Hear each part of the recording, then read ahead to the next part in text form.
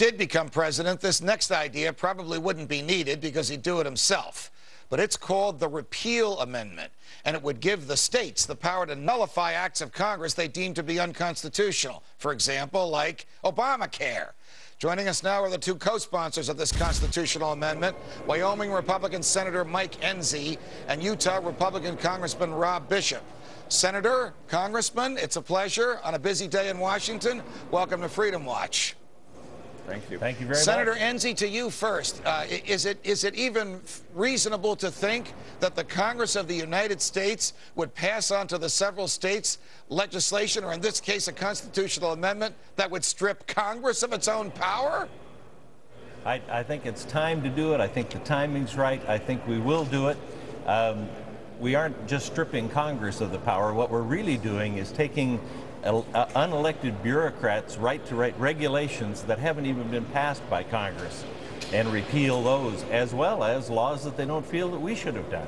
Congressman Bishop, I think Senator Enzi is talking about some rulings, shall we say, by the EPA, rulings that were expressly rejected by the Congress and then put into place by unelected, secretive bureaucrats, about which now nothing can be done unless a federal court intercedes.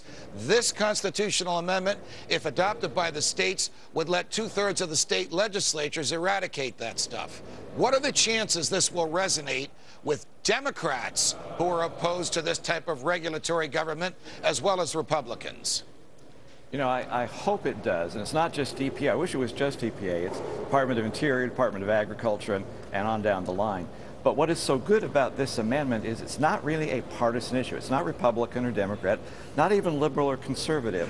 All branches can use this at some time if they think the federal government has exceeded its responsibility and exceeded its authority. It also doesn't take power away from government because Congress still has the final say. All this does is allow the states to look at Congress or look at one of the agencies and say, look, we think there's a problem here. You guys need to rethink this one more time.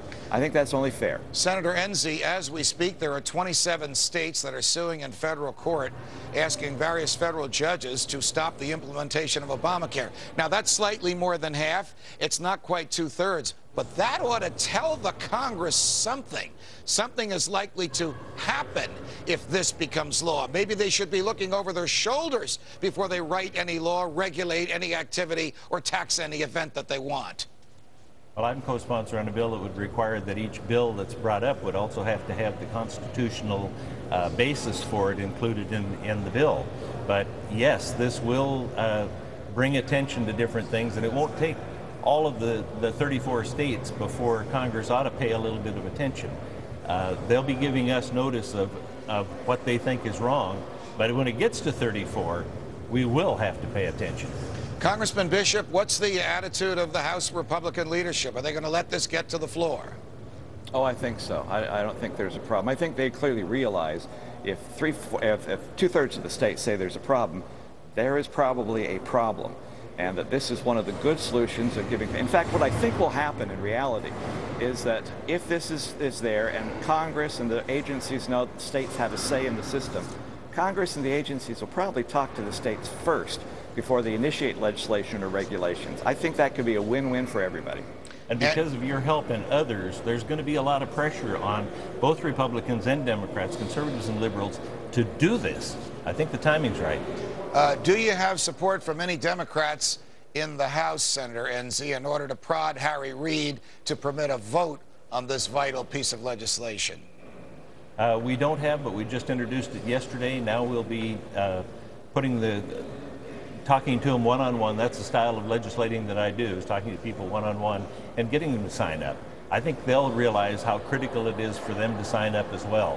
What we've gone to are the people that have traditionally done this, but we've looked at the states that have already passed this kind of a bill, and some of those are some of the totally Democrat states, like New Jersey. And that's some of the first people that we'll be talking to, and hopefully they're listening to their legislature. Got it. Senator Enzi, Senator Bishop, we appreciate you joining us. Keep up the good fight on restoring the constitutional place for the states. Thank you, gentlemen. Thank you, Judge. Thank you. Is Google